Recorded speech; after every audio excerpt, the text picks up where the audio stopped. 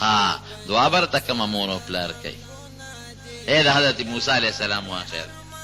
موسی علیه السلام یو ځل د الله نه تپوس وکړو، الله وایي ما ته زما د جنت ملګری وښایه، هغه انسان چې ما سره په جنت کې ملګری وایي په پلان کې کلي کې یو قصاب دی هغه به د جنت کې ملګری دی. لاړ هغه کلي قصاب لګیا په تخت باندې غوښه پرېښول.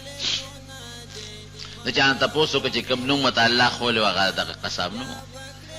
هغه غوښه خرڅه کړه ماسخوتن شو، هغه غوښه یې پرې کړه داسې لږه غوندې ترې پرېښوده او هغه په یو ټوکړه کې وتړله او دوکان یې بنده و چې موسی علیه السلام ورغی. د موسی علیه السلام هم ځکه زمونږ د حضور پاک په شان امت ډېر زیات دی. دویم نمبر زیات امت په تعداد کې زمونږ د نبي علیه السلام د امت نه پس د موسی علیه السلام امت. حضور پاک فرمایي ما ته الله پیغمبران او د هغې امتیان وښول. وی بعضې پیغمبران به داسې چې 10 کسان ورسره وو، چا سره یو کس، او بعضې پیغمبر به یوازې روان یو امتي مو سره نه وي. یو ډله مې ولیده داسې په دې فضا کې ډېره زیاته وه. وی ما وی چې دا زما امت دی. وی جبریل علیه السلام نه مې تپوس وکړو، وی دا موسی علیه السلام په خپل امت کې روان. وی بیا مې یو بله ډله ولیده چې هغه د دې نه ډېره زیاته وه، دا غاړې د اسمان ته ډکې وې. وی دا ستا امت دی.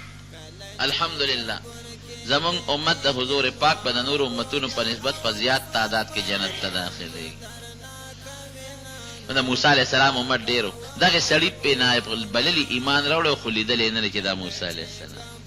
ملګري زه راغلی میلمه ما به ځان سره میلمه کې او بلکل زه چې کور ته یې بوت چې کور ته یې بوته میلمه موسی علیه السلام ته هغه کوربه چې دی قصاب موسی علیه السلام ته وایي وایي داسې وکړه چې ته دلته کښېنه او زه دا ډوډۍ کټوی مټوی پخوم نو بیا به سره میلمه خبرې کوم، د ما څه کار دی هغې نه به فارغ شو.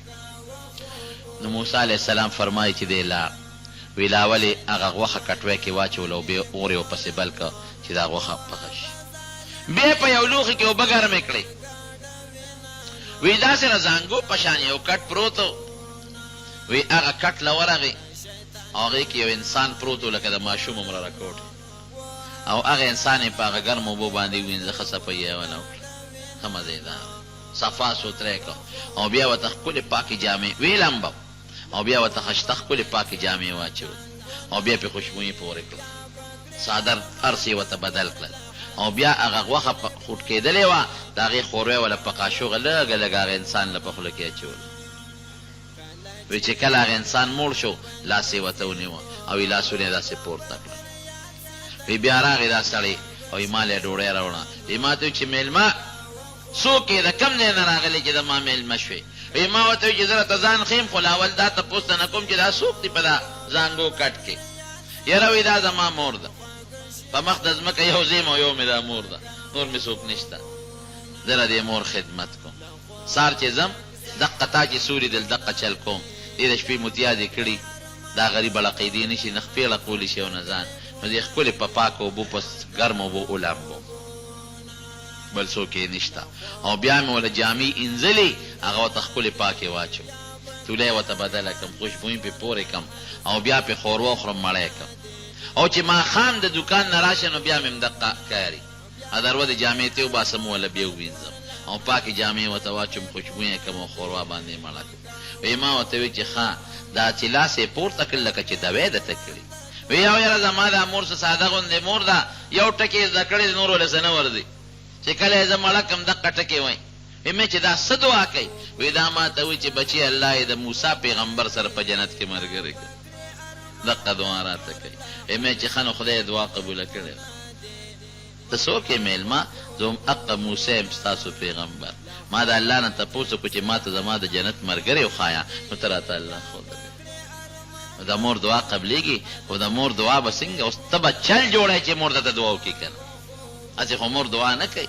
د پلار دعا قبلیږي خو چې ته وله کوتک رابری نو هغه دعا کوي څه، کوتک به نه رابری که چې ته ورته کنځل کوه ای ستا هغه داسې داسې کړي، ای ستا مور داسې داسې کړي، وایي ستا مذهب مونږ څونه قمقل خلک وایي ستا هغه مذهب داسې داسې کوم. نو مذهب خو زمونږ اسلام دی، اسلام ته یې کنځل خو کافر شوی.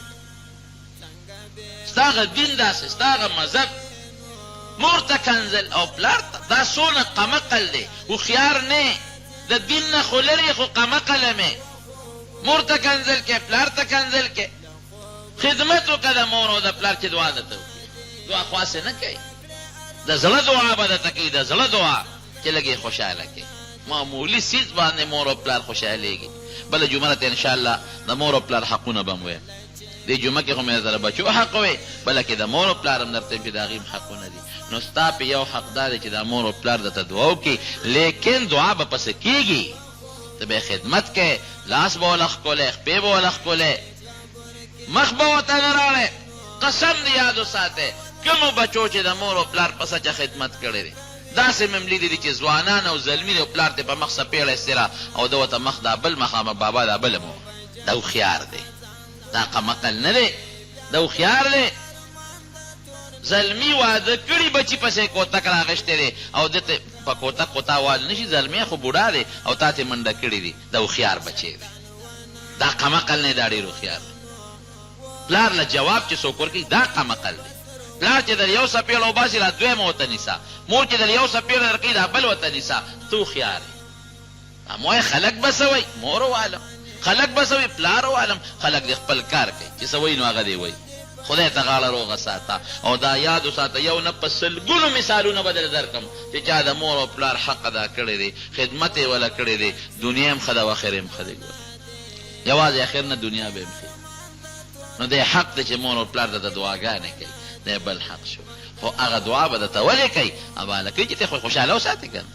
ته وایي قدر وکړې که نه، ماسخوتن سملي په خپو وله زور خو وکړې که نه، لږ ولې یو کیله وله سپینه کې یخ وله خوله کې ورکړې که نه، ته به ورته دعا کوې که نه. هغه اصل کې دا ستا پې حق دی چې دعا درته کوي، د هغې هم دا حق دی چې ته ورته دعا وکړې. خیر د مور او پلار حقوق به آینده جمعه درته انشاءالله په موقع بیان کړو. نو دا د اولاد حقونه دي. دی حق نه دی چې ټي وي وله راوړه، دا د اولاد حق نه دی. او دا شکر زموږ په مسلمانۍ کې ګورې دا شی شته. ما یو کتاب لیکلی او لیده یو کتاب کې مې کتلی و چې امریکا کې یو مور عدالت کې کیس دایر کا، عدالت کې د زوی خلاف کیس دایر کا. وی دې زوی مې سپی ساتلی دی، زما دا زوی او سپی جدا کوټه کې او زه په جدا کوټه کې 15 منټه دا ما لپاره کوټې ته دا زوی نه راخېږي او ټول ورځ سپی لوبئ. امریکا کې د سپورټ ډېر لوی رواج دی، ټول سپی لوبئ. زما یو دوست وخت کې را سره ملګری و، هغه د څاروو ډاکټر و، د څاروو ډاکټر و. نو ما ورته ته امریکا کې څه کوې؟ زه خو د څاروو ډاکټر یم، خو زه د سټور کې کار کوم، سټور کې چا سره نوکر یم. نو ما یې ډاکټري ولې نه کوې؟ سټور کې بل سره نوکري کې ډاکټري ولې نه کوې؟ نو ما ته ویل مولوي صاحب دوه خبرې دي، یو کال ته ډاکټري کوم، زه خو څاروو ډاکټر یم، ټولو بس په علاجونه کوم، بس بل څه شته هلته خو د غوو مخ علاج نشته. هر چا سپي ساتلې او پیشو یې ساتلې ده، نو ټول اوس بس پیو پیشوګانو له علاجونه کوم او د هغوی خوله کې به ترمامیټر ایکدم او هغوی له به علاج کوم. نو یو خو دغه امریکا کې د دې څیز قدر نشته، او دویم دا که یو سپی د نه مړ شو نو ځان له دې کار وکړه، هغوی خو د سپو ډېر خیال ساتي. دلته که انسان هم مړ شو پروا نشته، ډاکټر نه که انسان مړ شي پروا نشته، خو که امریکا کې د چا پیشو د نه مړه شوه یا د چا سپی د نه مړ شو، لوی مقدمې سپریم کورټه پورې بیا ته خلاصېدی کم دی شي. نو هغه مور لاړه او د زوی خلاف یې کیس دایر کړه چې زما دا زوی دی او ټولو سپی کله لمبۍ او کله خوراک ورکوه او کله بلستنه او کله تولی، ټول سره مصروف دی او زما له 15 منټه نه راکوي چې ما له بره راوخېږي. زه څه وکړم؟ وکیل پلار هم ونیوه، مور هم وکیل ونیوه او زوی هم ونیوه په عدالت کې. اخره کې فیصله جج په دې وکړه چې د کوم زوی عمر د 18 کالو نه زیات شو، بس د مور په هېڅ حق هم نشته، که دا تا له 15 منټ هم نه درکوي نو ته په دې د ده نه څه نشې غوښتې، 15 منټ هم در نه درکوي. پېښ خپل سپی پېښه ده، هر سړی آزاد دی په امریکا کې، آزاد ژوند به تېروي. او که ته تا سره د ډوډۍ مسئله یا تا ته ځان له څه مسئله نو حکومت سره د بوډاګانو ځان له ځای دی راځه چې هغې کې دی لکه حکومت به ډوډۍ هم درکوي او هر څه به دله درکوي. الحمدلله زمونږ د مسلمانانو دا ژوند نه دی. داسې یو بله رساله کې مې کتلي و چې یو لور د مور نه شکایت کوي، دا مور د لور نه شکایت کوي او هغه هم کیس په عدالت کې په امریکا کې دایر کړی دی. زما دا لور ټوله ورځ هغه سپی لوبئ او ما له نه راځي. جج چې تپوس کوي د هغه لور نه، دا د مور ده هغه سپی ده، نو ته مور له اهمیت نه ورکې او سپی له اهمیت ورکې. په یو د مور نه مې دا سپی خوښه ده، دا راته د مور نه زیاته عزتمنده ده، دا مې ډېره خوښه ده. مور له وخت نشم ورکول. تاسو الحمدلله تاسو ورشئ وګورئ، فرانس کې وګورئ، امریکا کې وګورئ، په لندن کې وګورئ، د خلکو معاشره وګورئ. دا معاشرې هلته نشته نه چې دا مسلمانانو ملکونو کې کمې دي. دا یو ځای ژوند نشته چې دا بچي او دا مور او دا پلار یو ځای شي او ښکارې یې منځ کې پروت یو خپې یو طرف نه ناته وکړي بل د بل طرف نه. دا خوشحاله ژوند نشته. هلته جدا زندګي د جدا ژوندونه دي. دا د مسلمانۍ ژوند دی، د مسلمانۍ ژوند. نو د مور او پلار باندې د بچو یو حق دا شو. ښکلي ځای کې به وله واده کوي، د ګناه څیزونه به وله نه راوړي، د ثواب او د نیکۍ څیزونه به وله راوړي. جومات ته به یې بوځي. قسم دی ګورې دا بچی به دې په کار هم راځي. دا چې کوم بچی دې دینداره که دا به دې یو بچی دې حافظ که. نبی کریم صلی الله علیه وسلم فرمایي وی چې کوم بچی دې حافظ که د قیامت په ورځ به الله مور و پلار ته د تاج په سری 4 ملغلرې به پکې لګېدلي، د یوې ملغلرې رڼا به د دنیا د نور نه تیزی. دا د حافظ بچی برکت دی چې مور و پلار ته رسېږي. نو چې چا قرآن یاد کړه د هغه به څه حالي دی، د مور و پلار حال. اورنګزیب عالمگیر بادشاه د پلار نه بادشاهي په زور اخیستې وه، چې په زور یې بادشاهي واخیسته، پلار یې جیل کې واچو، نظربند یې کړ. نو زوی ته وایي خپل زوی ته اورنګزیب عالمگیر چې بچې قرآن شریف یاد کړه.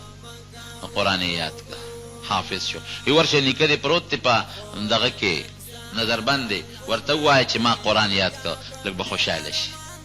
نو دی ورغې نیکه ته وی بابا ما قرآن یاد کړه. وی زما در باندې څه چې تا قرآن یاد کړه، خو فایده یې پلار ته ما ته به کې څه فایده ده.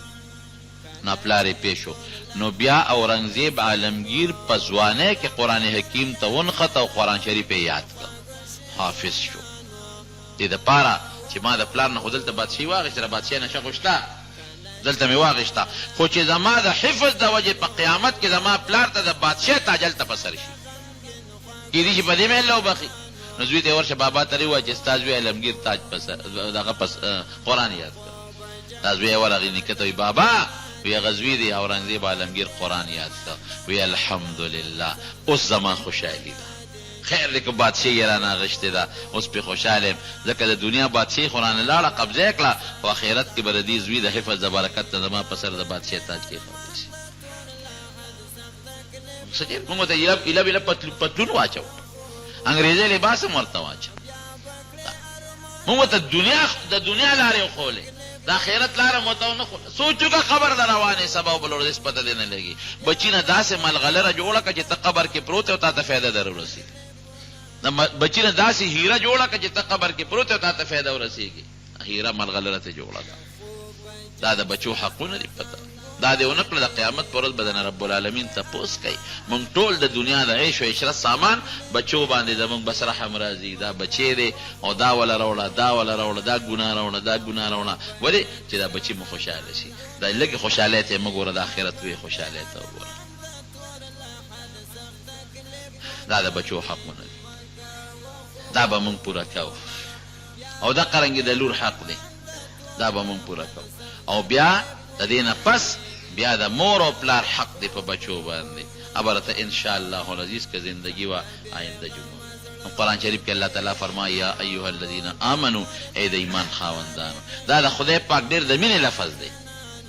ای د ایمان خاوندانو، او انفسکم و اهلیکم نارا، ځانونه ښځه او بچي د جهنم د اور نه وساتئ.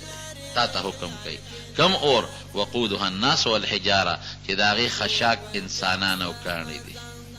د دنیا په اور کې خو خشاک سوځېږي، کویله او تیل سوځېږي او ګیس سوځېږي، هغې کې به انسانان او کاڼي به سوځېږي پکې. علیها ملائکة غلاظ شداد، داسې فرشتې پې مقررې دي چې هغه د ژبې او د زړه د دواړو نه سختې دي. لا يعصون الله ما امرهم ويفعلون ما يؤمرون، چې الله ورته څه وایي د هغې پابندي کوي، د الله د حکم نافرماني نه کوي، د هغې نه بچ کړي. او کلکم راع، په هر یو شپونکی دی، وکلکم مسئول عن رعیته، او هر یو نه به د خپل رعیت لکه شپونکي نه ګډه چیلۍ جاماته کړه، مالک تپوس کړي تا ولې خیال نه دي ساتلی. دقه رنګې تا نه به د خپل بال بچ رب العالمین د قیامت پر ورځ تپوس کوي. نو مور به هم دا حقوق پوره کوي او پلار به هم دا حقوق پوره کوي. نو دنیا به هم ښي او آخرت به هم ښي. دعا کې چې الله تعالی مونږ له دواړو جهانو خیر او برکت راکړي.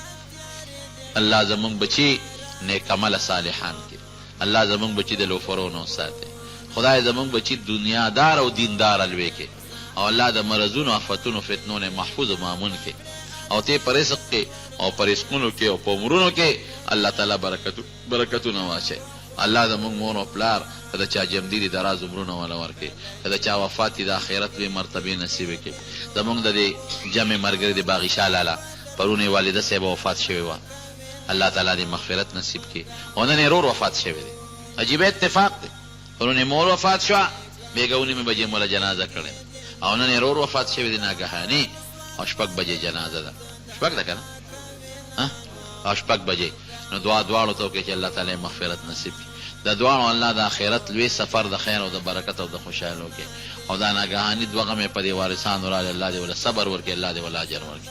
چې څوک مردگان وفات دي الله تعالی ته د هغې مغفرت نصیب کړي او وارثانو له صبر ورکړي. الله ته زمونږ نه راضي شي، خدای زمونږ په ژوند کې هغه عمل زمونږ نصیب کړي چې الله ته پې خوشحالېږي، او خدای چې په کوم عمل ته خفه کېږي زمونږ زړه ته ته ورکړي. رب العالمین زمونږ د مسلمانانو اتفاق او اتحاد پیدا کړي. خدای که چا د څه قسمه مشکلات او پریشانۍ وي هغه ول په خوشحالۍ باندې بدلې کړي.